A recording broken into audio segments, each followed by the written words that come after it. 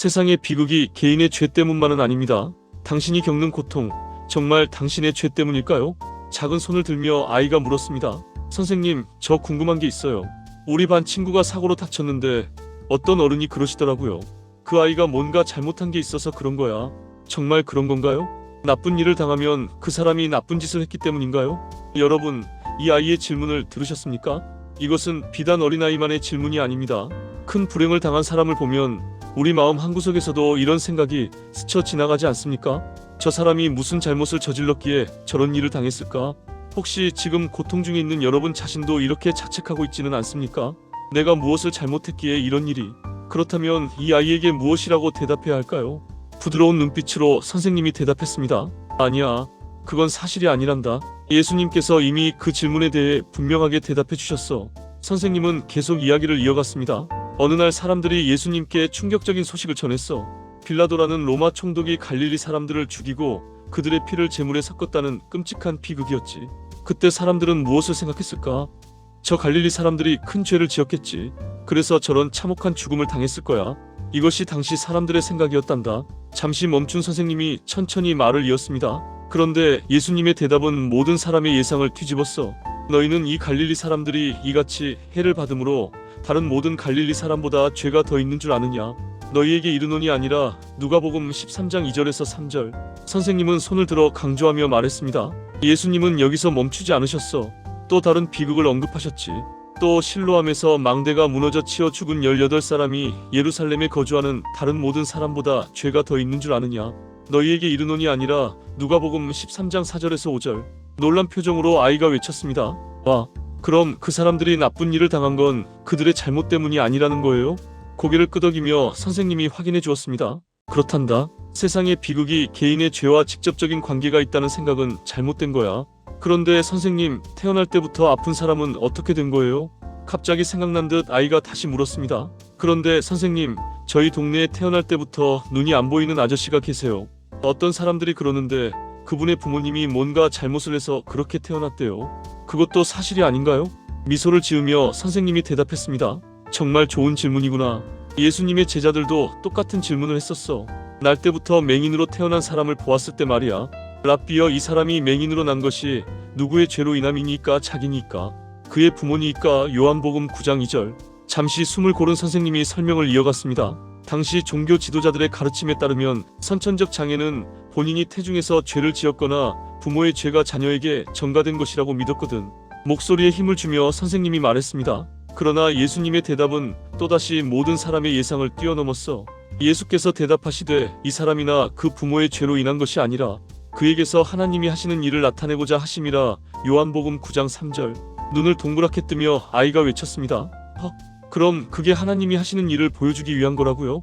따뜻하게 웃으며 선생님이 대답했습니다. 그렇단다. 예수님은 고통의 원인을 죄에서 찾지 말고 오히려 하나님의 영광이 나타날 기회로 보라고 말씀하고 계셔. 세상이 비극이라고 부르는 것이 실은 하나님의 능력이 드러날 무대가 될 수 있다는 거지. 선생님은 이야기를 마무리하며 말했습니다. 그리고 실제로 예수님은 그 맹인의 눈을 뜨게 하셨어. 날 때부터 맹인이었던 사람이 보게 된 이 놀라운 기적은 온 동네에 소문이 퍼졌고 수많은 사람들이 하나님의 영광을 목격했단다. 그럼 왜 세상에는 나쁜 일들이 계속 일어나는 거예요? 고개를 갸우뚱하며 아이가 물었습니다. 알겠어요. 그런데 선생님, 그럼 왜 세상에는 나쁜 일들이 계속 일어나는 거예요? 하나님이 계시면 나쁜 일들을 없애실 수 있잖아요. 진지한 표정으로 선생님이 대답했습니다. 아, 정말 중요한 질문이구나. 예수님께서 말씀하신 비유에 그 답이 있단다. 천국은 좋은 씨를 제 밭에 뿌린 사람과 같으니 사람들이 잘 때에 그 원수가 와서 곡식 가운데 가라지를 덧뿌리고 갔더니. 마태복음 13장 24절에서 25절. 손가락으로 가리키며 아이가 물었습니다. 원수요? 누가 나쁜 짓을 한 거예요? 천천히 고개를 끄덕이며 선생님이 설명했습니다. 맞아. 여기에 원수가 등장해. 주인이 좋은 씨를 뿌렸는데 사람들이 자고 있을 때 원수가 몰래 침투하여 가라지를 뿌렸어. 세상의 악과 고통은 하나님께서 만드신 것이 아니야. 원수, 곧 사탄이 이 세상에 뿌린 거지. 선생님은 이야기를 계속 이어갔습니다. 종들이 급하게 달려와서 물었어. 주여, 밭에 좋은 씨를 뿌리지 아니하였나이까? 그런데 가라지가 어디서 생겼나이까? 마태복음 13장 27절. 선생님은 손을 들어 보이며 말했습니다. 주인은 분명하게 대답했지. 주인이 이르되 원수가 이렇게 하였구나. 마태복음 13장 28절. 벌떡 일어서며 아이가 외쳤습니다. 그럼 빨리 가라지를 뽑아버리면 되잖아요. 잔잔히 웃으며 선생님이 말했습니다. 종들도 똑같이 생각했어. 그러면 우리가 가서 이것을 뽑기를 원하시나이까? 마태복음 13장 28절. 선생님은 목소리를 낮추며 말했습니다. 그런데 주인의 대답을 들어봐. 주인이 이르되 가만두라. 가라지를 뽑다가 곡식까지 뽑을까? 염려하노라. 둘 다 추수 때까지 함께 자라게 두라. 추수 때에 내가 추수꾼들에게 말하기를 가라지는 먼저 거두어 불사르게 단으로 묶고 곡식은 모아 내 곳간에 넣으라 하리라. 마태복음 13장 29절에서 30절. 무릎을 탁 치며 아이가 말했습니다. 성급하게 뽑다가 좋은 것까지 뽑힐 수 있으니까요. 환하게 웃으며 선생님이 칭찬했습니다. 정말 똑똑하구나. 바로 그거야. 하나님께서는 참고 기다리고 계셔. 성급하게 악을 제거하다가 아직 회개할 기회가 있는 사람들까지 함께 멸망시킬 수 있기 때문이지. 하나님의 인내는 더 많은 사람들이 구원받을 기회를 주시는 거란다. 그런데 하나님은 정말 우리를 사랑하시는 거예요? 조심스럽게 아이가 물었습니다. 선생님, 그런데 하나님이 우리를 사랑하신다면 왜 나쁜 원수가 나쁜 짓을 하게 놔두신 거예요? 깊게 숨을 들이신 선생님이 대답했습니다. 깊은 질문이구나. 하나님의 성품을 보면 답을 찾을 수 있어. 나는 너희에게 이르노니 너희 원수를 사랑하며 너희를 박해하는 자를 위하여 기도하라. 이같이 한즉 하늘에 계신 너희 아버지의 아들이 되리니 이는 하나님이 그 해를 악인과 선인에게 비추시며 비를 의로운 자와 불의한 자에게 내려주심이라. 마태복음 5장 44절에서 45절. 깜짝 놀라며 아이가 되물었습니다. 나쁜 사람에게도 해를 비추시고 비를 내려주신다고요? 부드럽게 고개를 끄덕이며 선생님이 설명했습니다. 그렇단다. 하나님은 악한 자에게도 해를 비추시고 비를 내려주시는 자비로운 분이셔. 하나님은 모든 사람이 회개하고 구원받기를 원하시기 때문에 당장 심판하지 않으시고 기회를 주시는 거야. 선생님은 목소리에 온기를 담아 말을 이었습니다. 더 나아가 예수님은 하나님이 얼마나 우리를 사랑하시는지 이렇게 설명하셨어. 너희 중에 누가 아들이 떡을 달라 하는데 돌을 주며 생선을 달라 하는데 뱀을 줄 사람이 있겠느냐? 너희가 악한 자라도 좋은 것으로 자식에게 줄 줄 알거든. 하물며 하늘에 계신 너희 아버지께서 구하는 자에게 좋은 것으로 주시지 않겠느냐? 마태복음 7장 9절에서 11절. 환하게 웃으며 아이가 말했습니다. 우리 엄마도 제가 배고프다고 하면 꼭 맛있는 걸 주시는데 하나님은 엄마보다 더 좋은 아버지시니까 더 좋은 걸 주신다는 거죠. 흐뭇한 표정으로 선생님이 대답했습니다. 정확해. 아무리 부족한 부모라도 자식이 배고프다고 할 때 돌을 주지 않아. 그렇다면 완전하신 하늘 아버지께서는 얼마나 더 좋은 것으로 우리에게 주시겠니? 그러므로 염려하여 이르기를 무엇을 먹을까, 무엇을 마실까, 무엇을 입을까 하지 말라. 너희는 다 이방인들이 구하는 것이라 너희 하늘 아버지께서 이 모든 것이 너희에게 있어야 할 줄을 아시느니라. 마태복음 6장 31절에서 32절. 창밖을 가리키며 선생님이 말했습니다. 공중의 새를 보라. 심지도 않고 거두지도 않고 창고에 모아들이지도 아니하되 너희 하늘 아버지께서 기르시나니. 마태복음 6장 26절. 들의 백합화가 어떻게 자라는가 생각하여 보라. 수고도 아니하고 길쌈도 아니하느니라. 그러나 내가 너희에게 말하노니 솔로몬의 모든 영광으로도 입은 것이 이 꽃 하나만 갖지 못하였느니라. 마태복음 6장 28절에서 29절. 감탄하며 아이가 외쳤습니다. 와, 새들도 먹여주시고 꽃들도 예쁘게 입혀주시는데 우리는 당연히 더 잘 돌봐주시겠네요. 따뜻하게 미소 지으며 선생님이 확인해 주었습니다. 그렇지. 공중의 새도 먹이시고 들의 백합화도 입히시는 하나님께서 하나님의 형상으로 지음받은 우리를 어찌 돌보지 않으시겠니? 우리에게 무엇이 필요한지 하나님께서는 이미 다 알고 계신단다. 그럼 지금 아픈 사람들은 어떻게 되는 거예요? 걱정스러운 표정으로 아이가 물었습니다. 선생님, 그런데 지금 많이 아프고 힘든 사람들은 어떻게 되는 거예요? 병원에 있는 할머니들이나 가난해서 밥을 못 먹는 사람들도 있잖아요. 아이의 어깨를 다독이며 선생님이 말했습니다. 정말 따뜻한 마음을 가진 친구구나. 예수님께서 산에 올라 제자들에게 가르치신 말씀을 들어볼까? 심령이 가난한 자는 복이 있나니 천국이 그들의 것이며. 마태복음 5장 3절. 애통하는 자는 복이 있나니 그들이 위로를 받을 것이며. 마태복음 5장 4절. 의에 줄이고 목마른 자는 복이 있나니 그들이 배부를 것이며. 마태복음 5장 6절. 의를 위하여 박해를 받은 자는 복이 있나니 천국이 그들의 것임이라. 마태복음 5장 10절. 의아한 표정으로 아이가 물었습니다. 응? 지금 가난하고 슬프고 배고픈 사람들이 복이 있다고요? 그게 무슨 말이에요?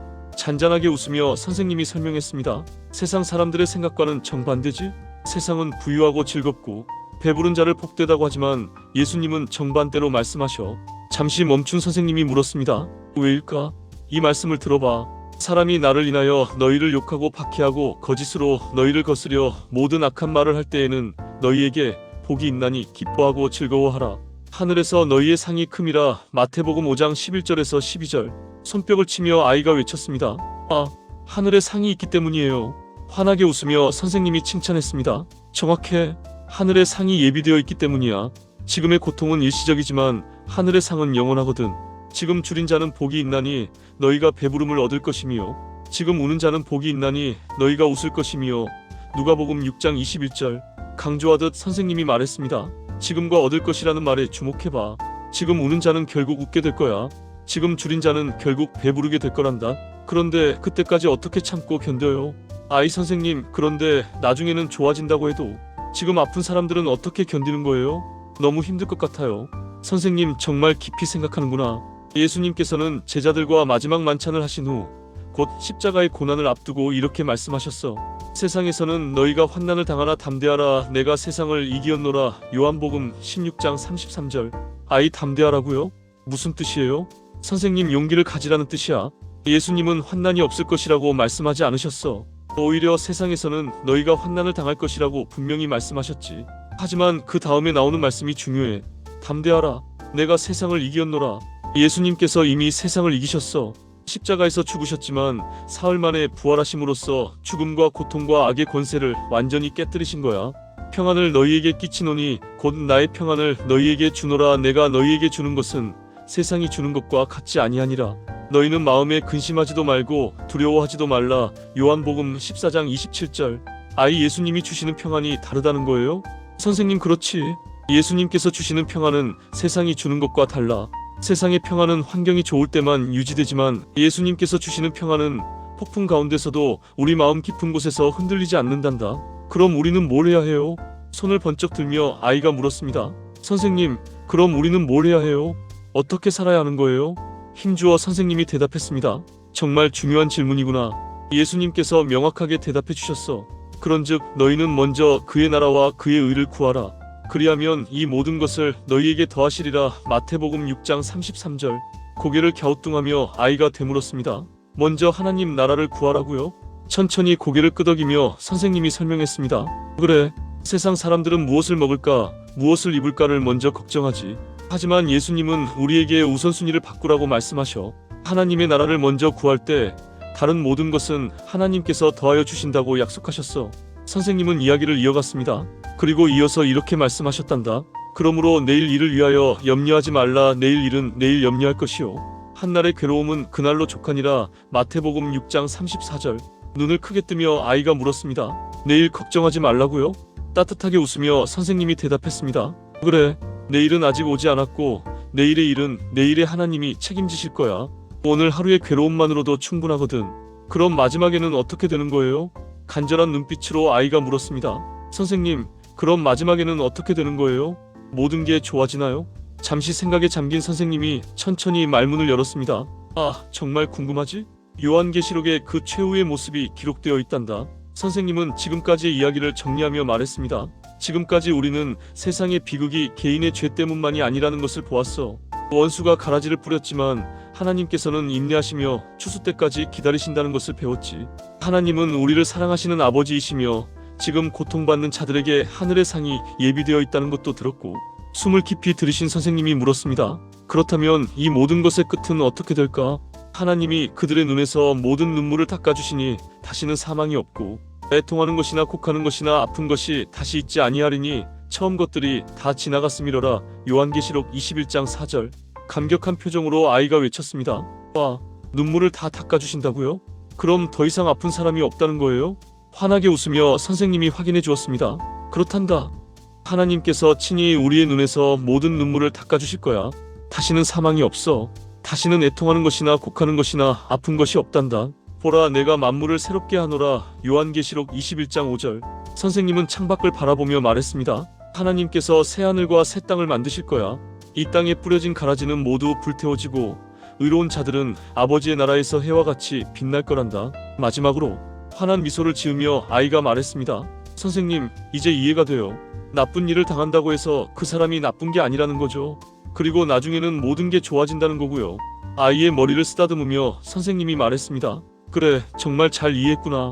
선생님은 자리에서 일어서며 천천히 말을 이어갔습니다. 지금 이 순간에도 갈릴리 사람들처럼 억울한 고통을 당하고 있는 사람들이 있어. 실로암 망대가 무너지듯 갑작스러운 재난을 당한 사람들도 있지. 목소리에 힘을 주며 선생님이 말했습니다. 그 누구도 그들에게 당신의 죄 때문이다라고 말할 권리가 없단다. 예수님께서 분명히 말씀하셨어. 그것은 그들의 죄가 더 많아서가 아니라고. 오히려 그 고통이 하나님의 영광이 나타날 기회가 될 수 있다고. 선생님은 창밖을 바라보며 말했습니다. 세상에는 분명 원수가 있고 악이 존재해. 그래서 우리는 환난을 당하지. 하지만 담대해야 해. 예수님께서 이미 세상을 이기셨거든. 부드럽게 미소 지으며 선생님이 이어갔습니다. 하나님은 우리를 사랑하시는 아버지이셔. 공중의 새와 들의 페카파도 돌보시는 그분이 우리를 어찌 잊으시겠니? 선생님은 아이에게 다가가 눈을 맞추며 말했습니다. 그러므로 먼저 그의 나라와 그의 의를 구하렴. 내일 일을 위하여 염려하지 마. 한날의 괴로움은 그날로 족하단다. 희망에 찬 목소리로 선생님이 말했습니다. 지금 애통하는 자는 위로를 받을 거야. 지금 줄인 자는 배부를 거고, 지금 우는 자는 웃게 될 거란다. 선생님의 목소리가 점점 더 따뜻해졌습니다. 그리고 마침내 하나님께서 모든 눈물을 닦아주시고 다시는 사망도 애통도 곡함도 아픔도 없는 새 하늘과 새 땅을 이루실 그날이 올 거야. 잠시 침묵이 흐른 후 선생님이 조용히 말했습니다. 그날까지 담대하렴. 예수님께서 이미 세상을 이기셨어. 그분의 평안이 너와 함께 하시기를 기도한단다. 벌떡 일어선 아이가 힘차게 말했습니다. 감사해요, 선생님. 이제 제 친구한테도 말해줄 수 있을 것 같아요. 친구가 다친 건 친구 잘못이 아니라고요. 따뜻하게 안아주며 선생님이 속삭였습니다. 그래, 꼭 그렇게 해주렴. 그것이 바로 예수님의 사랑을 전하는 거란다.